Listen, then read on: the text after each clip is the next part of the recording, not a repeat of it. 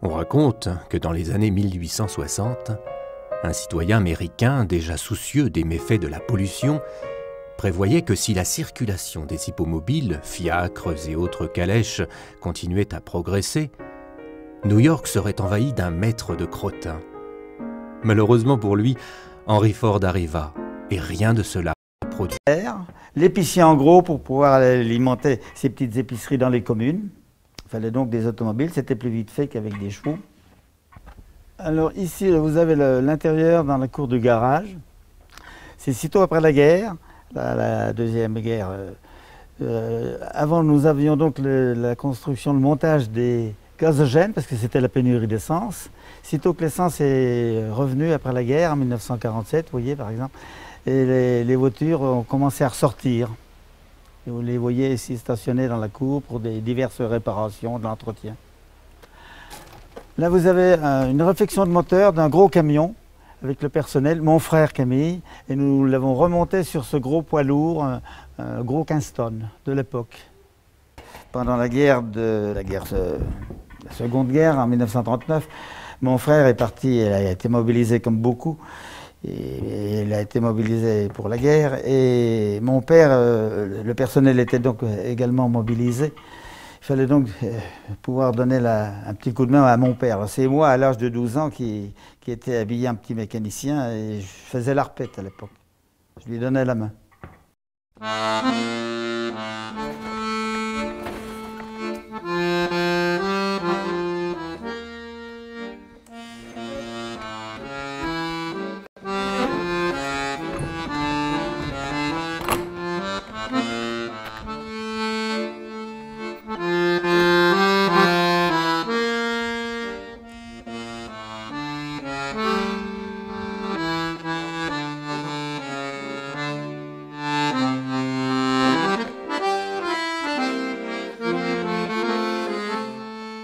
André Guignard, nous sommes ici en plein cœur du musée de l'automobile de Valençay, mais alors ce n'est pas qu'un musée, c'est aussi un lieu de passionnés, soutenu par une association, des amis du musée de Valençay.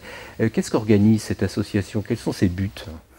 Alors, le but de cette association, c'est pour permettre de recevoir des collectionneurs, des clubs. 15 à 20 rallyes passent tous les ans. Et en plus, nous les invitons à une dégustation, parce qu'ici, c'est le fromage de Valençay, c'est le vin de Valençay. Alors, nous en profitons pour faire une dégustation aux amis qui viennent pour ce jour de rallye. Tous les ans, nous faisons un thème, nous changeons. Cette année, par exemple, le thème, c'est sur les formules. L'année dernière, c'était sur Peugeot. Voilà 2 ans, c'était Citroën. Alors, il faut changer, il faut renouveler, évidemment, tous les ans. En 1891, les Français René Panhard et Émile Levasseur font rouler dans les rues de Paris les premiers modèles français équipés des moteurs de l'ingénieur allemand Karl Benz. Ce sont les premières voitures à ouvrir l'ère commerciale de l'automobile, dont le développement durant le XXe siècle a été aussi massif que spectaculaire et rapide. Alors les ancêtres automobiles, vous les avez ici à côté de nous. Là. La plus vieille, c'est une Panhard de 1898. Ensuite, 1900, 1902, jusqu'à la guerre de 14. Ça, c'est les ancêtres. Alors après, entre les deux guerres, l'évolution commence dans l'automobile. Vous avez Citroën qui sort les B2, la 5 chevaux Citroën. Vous avez les Ford, vous avez... il y a pas mal de voitures, il y a beaucoup de voitures à l'époque. Plus de 300 marques de voitures. Aujourd'hui, il n'en reste plus que 3, alors vous voyez que ça a bien diminué.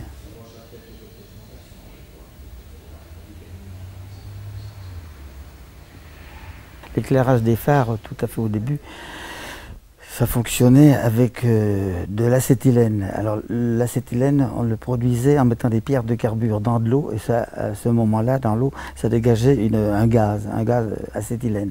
Et ce gaz, ça permettait d'allumer dans les phares et puis d'éclairer. L'électricité est venue aussitôt après la guerre de 14. On équipait donc les phares avec des lampes. Mais à l'époque, il n'y avait qu'un plot dans les lampes, il n'y avait que phare, il n'y avait pas de code, ça n'existe pas. Le code, il est venu vers 1925 par là. André Guignard, vous êtes au volant d'une Delaunay Belleville K6 1912. C'était une voiture de luxe pour l'époque. C'était une voiture française et une voiture de luxe, bien sûr. Ces voitures, elles étaient fabriquées à Paris. Tout le monde n'achetait pas cette voiture. Il fallait avoir les moyens pour acheter une voiture assez chère. L'entretien coûtait également. C'est une voiture qui roulait beaucoup. C'était une routière en automobile.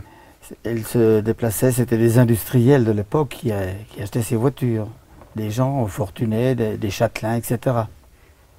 Et précisément, rouler beaucoup, vous en savez quelque chose. Vous avez fait au volant de cette voiture 15 000 km en Union soviétique, c'était la Croisière rouge. C'est en 1967 que nous avions décidé de faire ce grand périple de 15 000 km, ce qui était quand même énorme pour des voitures anciennes qui n'avaient pas roulé depuis des années. Notre but de cette expédition, nous voulions prouver que 60 ans après, et que ces voitures étaient encore capables de faire des mêmes raids, des mêmes expéditions.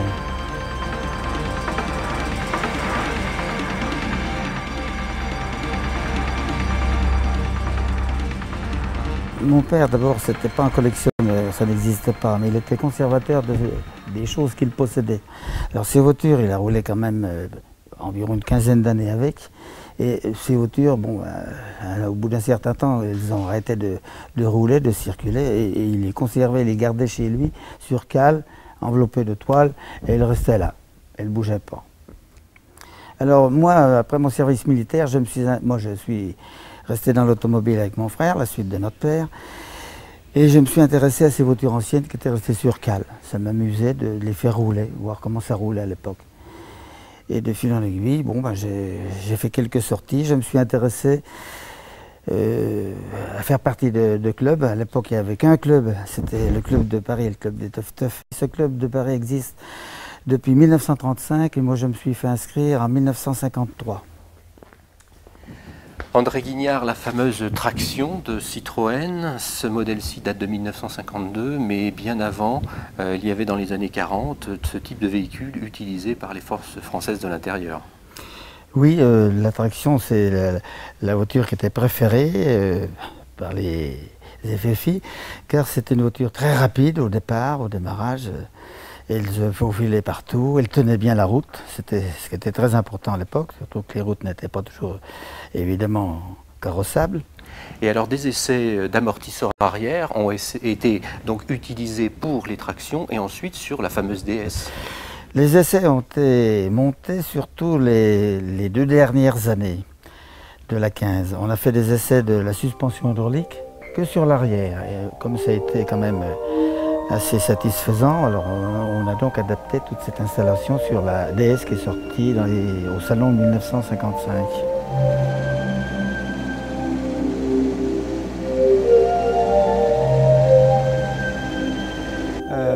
La voiture, enfin l'accélération des transports a permis, je crois, d'ouvrir le monde, d'ouvrir les esprits.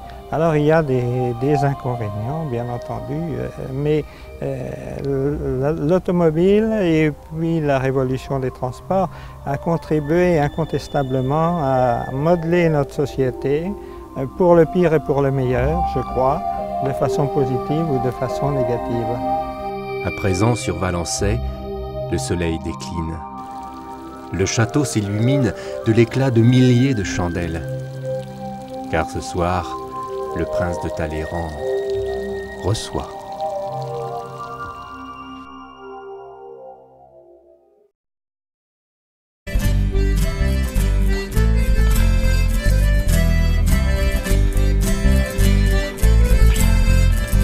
À quelques tours de roue de Valençay, à 3 km de Vatan, la route départementale 34 croise la commune de Guilly, et plus particulièrement la ferme de la Chêne.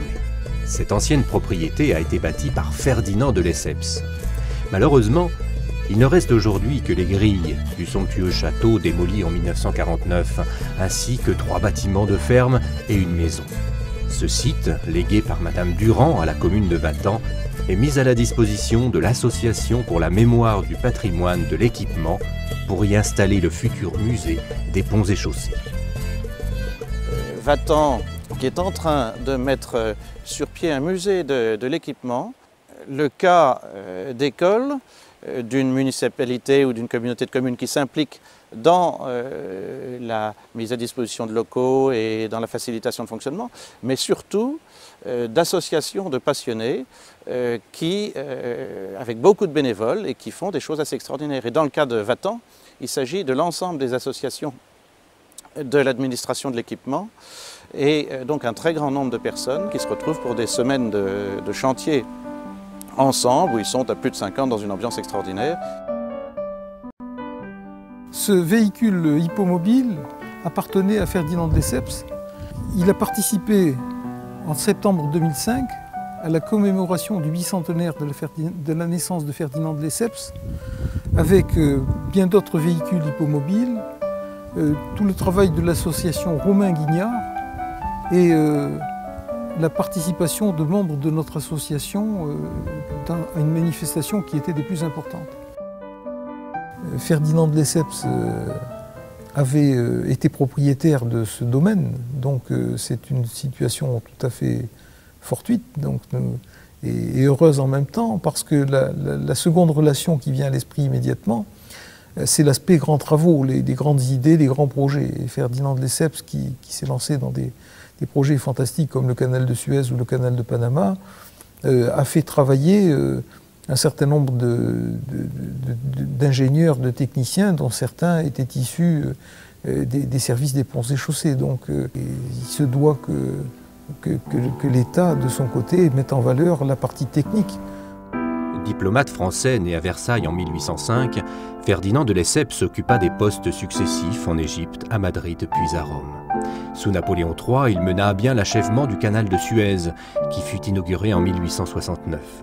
L'admiration qu'il inspirait aux Français résista même au scandale de Panama, qui mit fin en 1889 à la Compagnie du canal interocéanique de Panama, qu'il avait fondée en 1881 et qui engloutit dans sa faillite l'épargne de bon nombre de Français.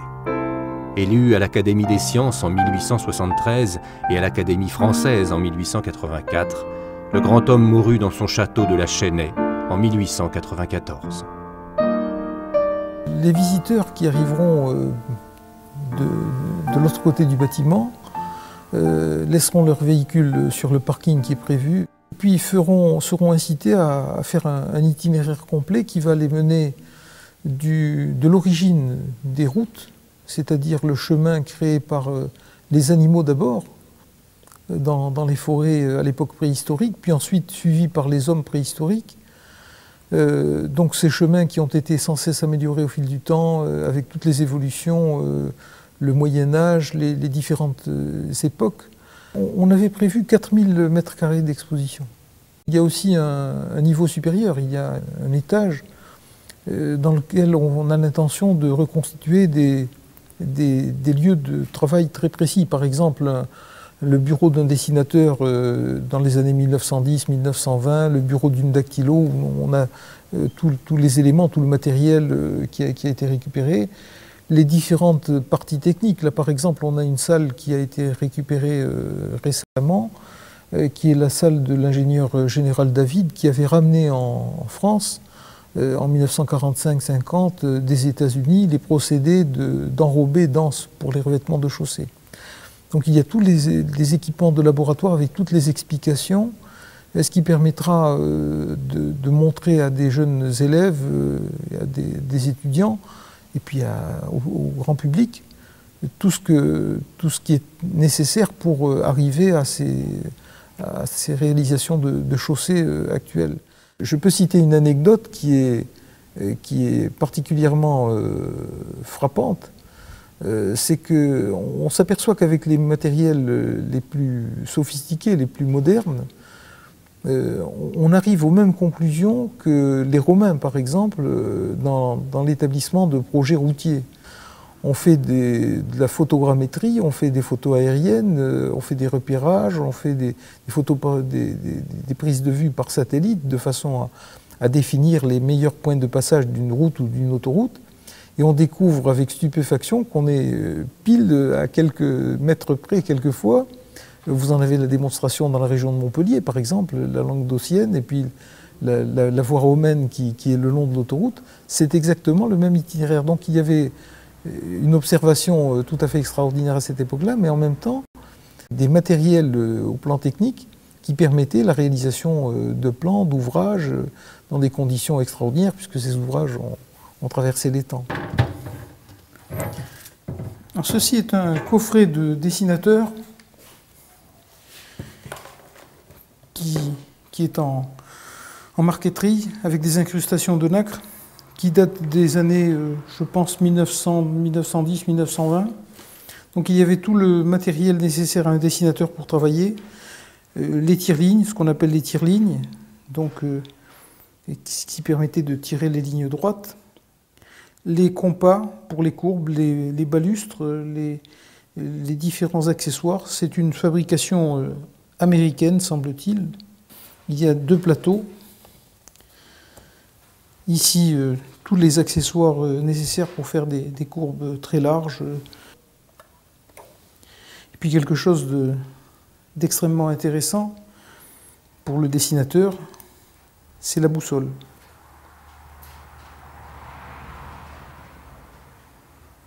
Ces engins et objets ou documents viennent de la France entière. Par exemple, derrière nous, nous avons un chasse-neige avec une étrave qui vient des Alpes-Maritimes, où il y a un paysage de montagne dans les Alpes qui est assez important et qui est sous la neige une bonne partie de l'année. Nous avons des matériels comme le véhicule qui est à ma gauche, qui vient d'Autun.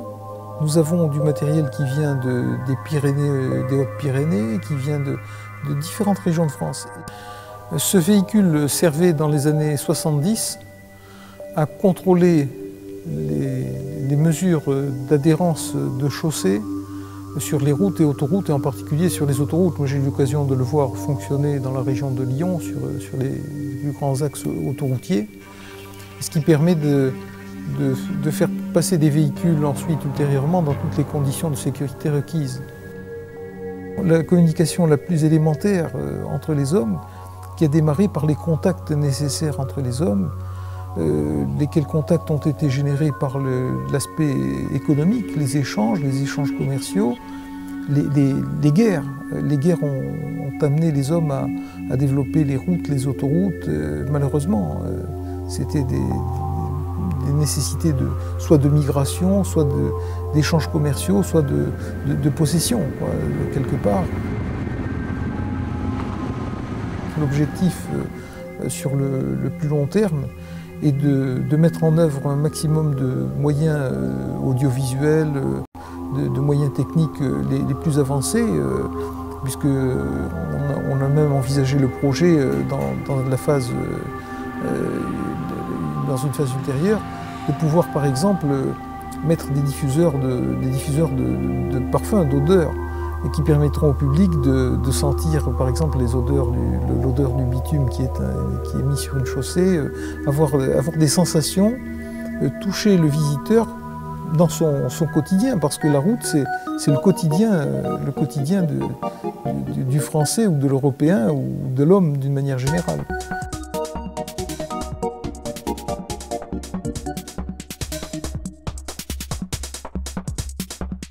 En France, d'un seul coup, on a découvert les giratoires qui existaient depuis très très longtemps dans certains pays anglo-saxons, et on avait découvert l'utilité des giratoires. Et puis on s'est mis à en créer partout. Alors maintenant, dans toute la périphérie des grandes villes, nous voyons tous ces aménagements. Donc il y aura d'autres évolutions pour s'adapter aux grands mouvements de population que l'on a, que ce soit en période de vacances ou en période d'activité professionnelle ou pour les activités professionnelles. Donc le réseau routier va continuer à se développer. Par exemple, on s'est aperçu il y a quelques années que sous la calotte glaciaire vivent des petites crevettes dont le sang ne gèle pas.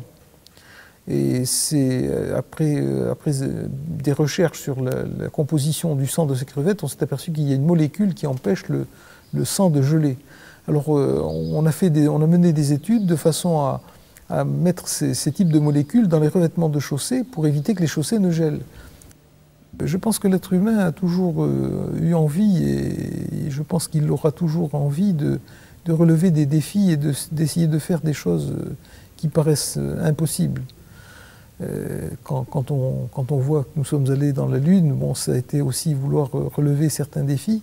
Et pour les routes, je pense qu'on en est au même niveau. Quand on voit certains ouvrages comme le viaduc du Garbit, par exemple, ou des ouvrages de ce genre qui sont impressionnants. Quand on voit le viaduc de Millau, par exemple, ce sont des éléments tout à fait extraordinaires qui viennent s'implanter dans la nature et qui viennent faire en sorte que l'homme relève ses défis pour essayer de franchir des vallées, de franchir des obstacles à la communication.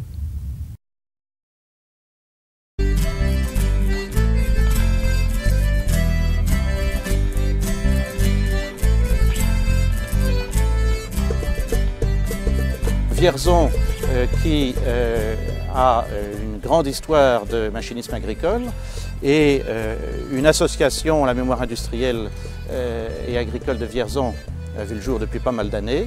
Elle était elle aussi très dynamique, fédérant un certain nombre d'associations ailleurs en France. Et ensuite, ils représentent un domaine assez complémentaire des autres musées, le domaine agricole, avec là aussi toute une symbolique de cette mécanique agricole qui a su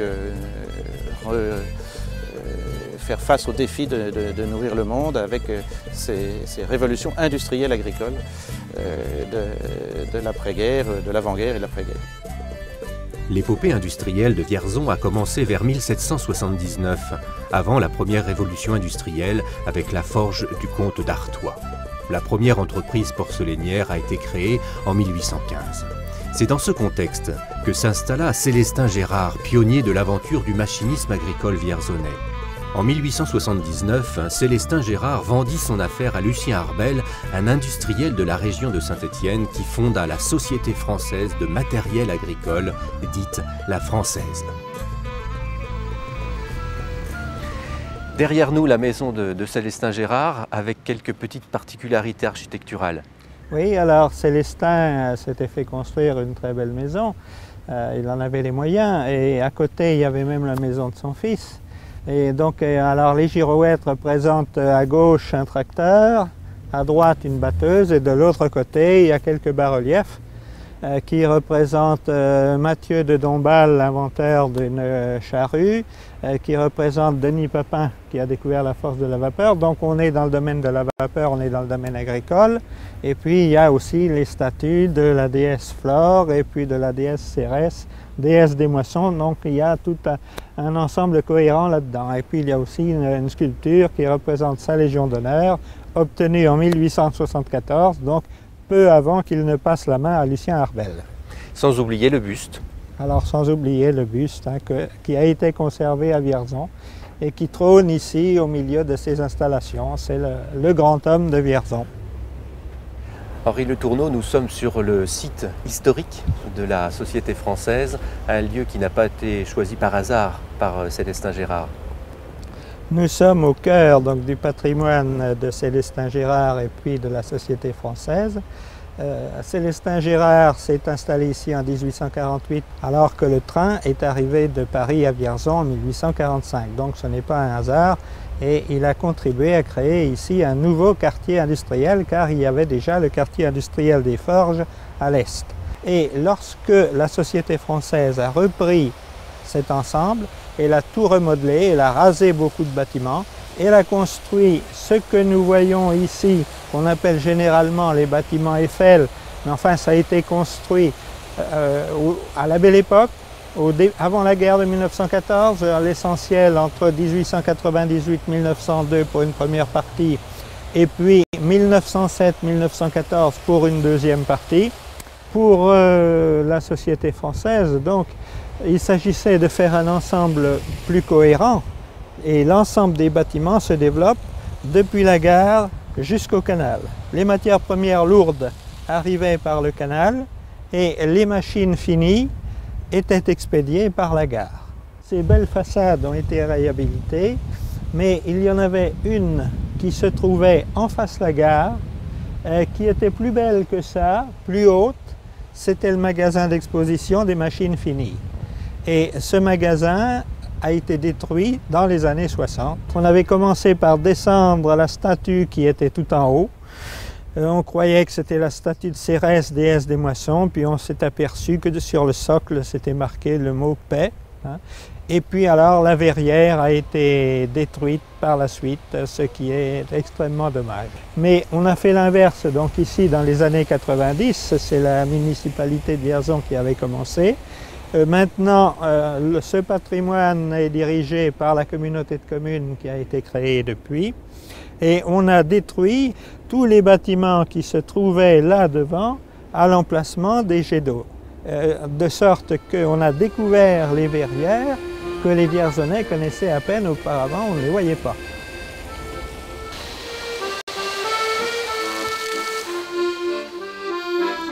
Merlin et Brouhaud, ce sont deux entreprises qui se sont développées avec la société française. Il y a eu même une quatrième entreprise, la Vierzonnaise de construction. Il y avait la française et la Vierzonnaise, donc 4 entreprises importantes à Vierzon. Il n'y a pas d'entente entre toutes ces entreprises. Il y a la concurrence, et quand je dis concurrence, le mot est faible. On peut dire que c'est la guerre. Célestin Girard se développe sous le Second Empire. Brouhaud commence également sous le Second Empire. C'est une période de prospérité économique. Et puis ensuite, ils entrent en crise. La crise commence en 1873-1875 en France. Pour le machinisme agricole, le creux de la crise, c'est les années 1880. Bien. Ensuite, à partir de 1895 et jusqu'en 1914, c'est une période de prospérité en France. Le début du siècle, du XXe siècle, c'est la Belle Époque. Et là, les entreprises sont assez prospères. Catastrophe, la Première Guerre mondiale. Donc, période de crise très grave. Ensuite, premier âge d'or, Vierzon, dans les années 20, fabrique 70% du matériel de battage à la vapeur en France, avec les locomobiles. Et puis arrive la crise des années 30, très grave ici. Et puis ensuite, la Seconde Guerre mondiale. Donc tout ça fait une même période de crise, 1930-1945. Puis alors, après 1945, période de reprise en France, période de grande prospérité pour le tracteur agricole de la société française.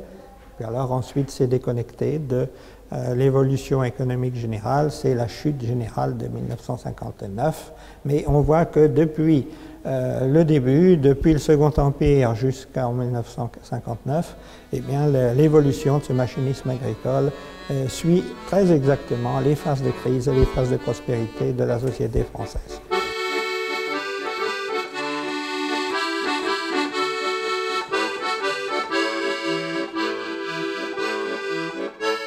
La société française a connu donc son âge d'or dans les années d'après-guerre.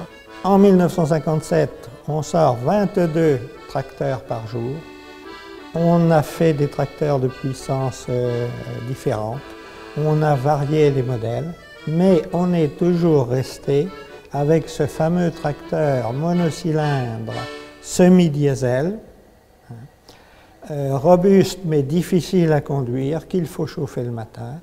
Et les Américains sont arrivés après-guerre sur le marché français avec des tracteurs qui démarrent au quart de tour, qui démarrent à la clé, qui sont beaucoup plus attrayants à l'œil.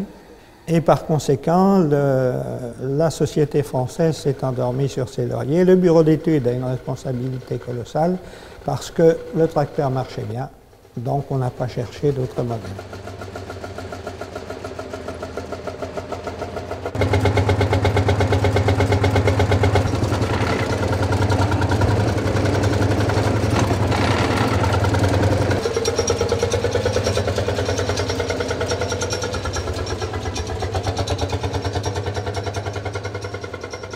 La moissonneuse-batteuse, les Américains l'ont utilisée dès les années 20. En France, à Vierzon en tout cas, Merlin a commencé en 1949 à fabriquer des prototypes, la société française également, mais étant donné qu'ils arrêtent en 1959, ils n'ont pas eu le temps d'en fabriquer beaucoup. Donc Vierzon a raté le coche de la moissonneuse-batteuse, alors que ça a été la grande reconversion. Malgré tout, le tracteur de la société française avait permis de mécaniser les campagnes.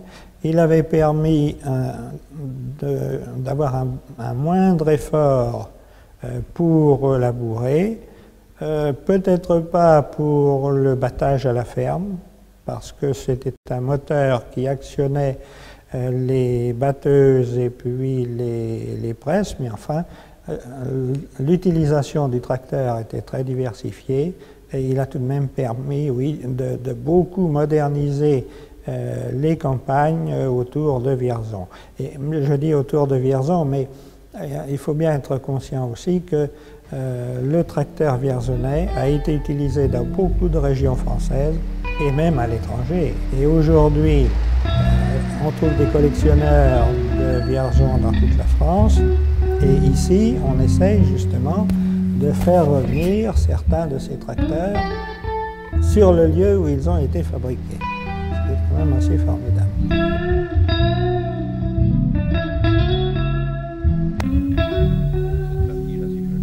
Alors, Amaré, c'est un agriculteur donc sans enfants et âgé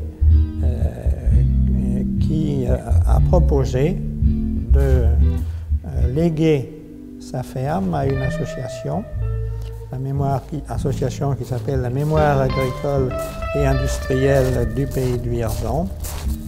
Sans doute que ce sera possible d'en faire une ferme école, enfin une ferme pédagogique.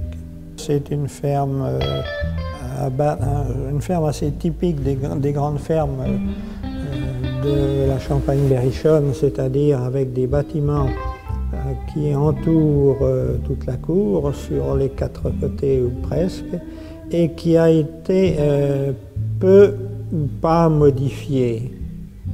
C'est pour ça qu'elle est intéressante.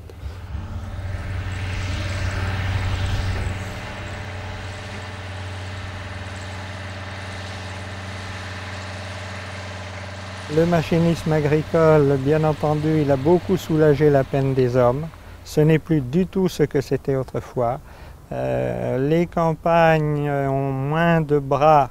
Alors ça, c'est l'aspect négatif, c'est-à-dire que beaucoup de gens ont dû s'expatrier.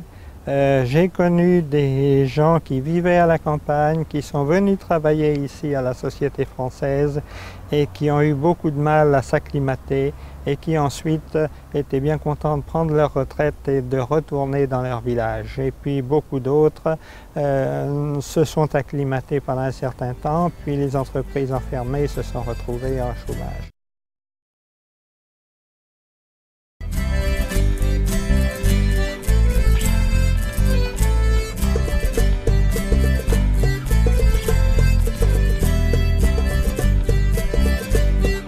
Montrichard, qui est un musée du poids lourd, qui avait déménagé de Pont-le-Voix. Donc là, on était un peu plus en aval sur le Cher, à la limite du Loir-et-Cher et de l'Indre, une quarantaine de kilomètres de tour. Et ce musée, appuyé sur la municipalité encore une fois, repose sur une association de passionnés du poids lourd qui restaure des véhicules et qui comprend beaucoup de professionnels d'industrie de transport. Là encore, il y a un message qui passe à travers de ce musée sur ce qu'a représenté ces véhicules de transport en tant qu'outil de développement de la civilisation. C'est aussi quelque chose de très complémentaire par rapport aux autres musées. Fils et petits-fils de transporteurs, Pierre Bonal, membre de l'association du musée du poids lourd de Montrichard, fut un témoin privilégié de l'évolution technique des véhicules automobiles. Avec son père, il les a vus prendre peu à peu une place centrale dans le développement économique, mais aussi la défense du territoire. Mon père a créé l'entreprise en 1928, quand il s'est marié, mais il était lui-même transporteur et aide au transport depuis 1920, chez son beau-frère, qui était lui-même transporteur. Et mon grand-père était transporteur aussi, par le fait qu'ils étaient nourrisseurs, marchands de charbon, marchands de pétrole, et que les gens à l'époque avaient des problèmes de distribution, d'alimentation et de matériel. Il leur fallait du matériel et d'un système de locomotion pour alimenter leurs dépôts et leurs animaux quand ils avaient des animaux. Pierre Bonal, nous sommes devant un véhicule pittoresque qui date de 1918. Qu'est-ce que c'est? Un GMC.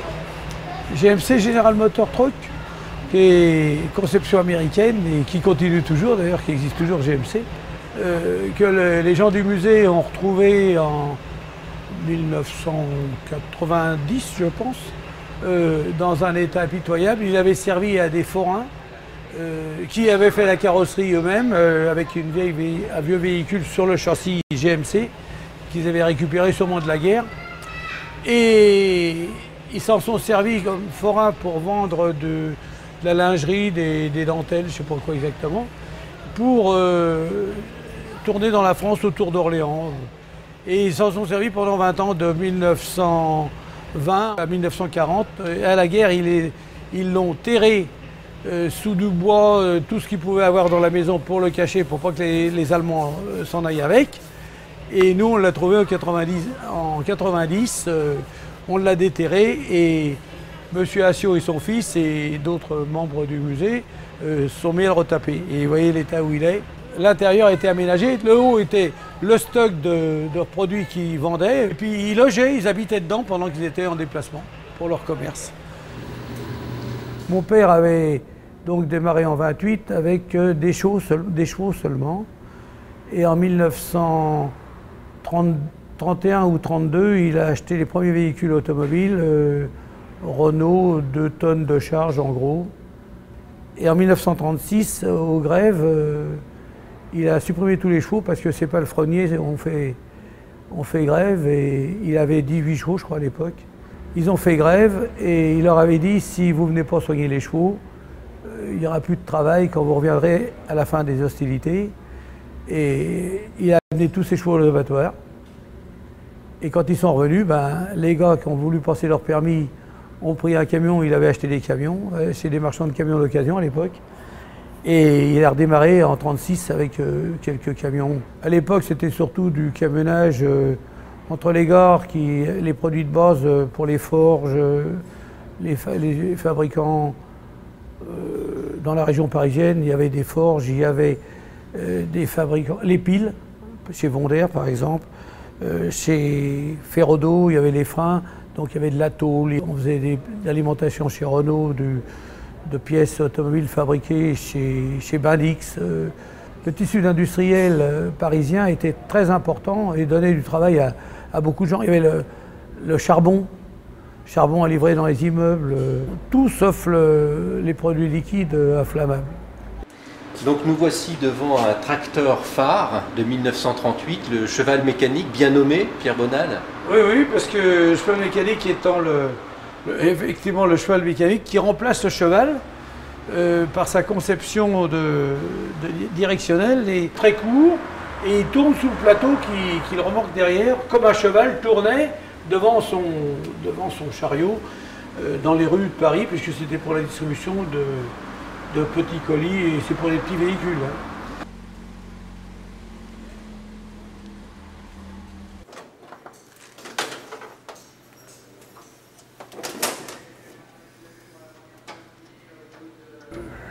On partait toujours avec le risque qu'il y ait quelque chose qui casse.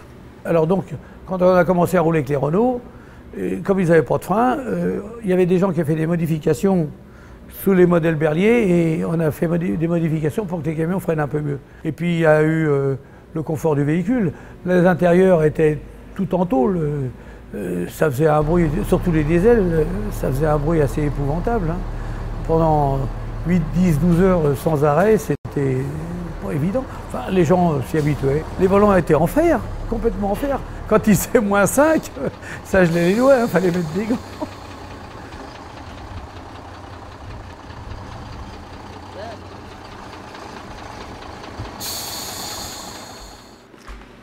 Pierre Bonal, oui. Vous êtes au volant d'une Renault de 1923, un intérieur qui ressemble beaucoup à une voiture à cheval encore.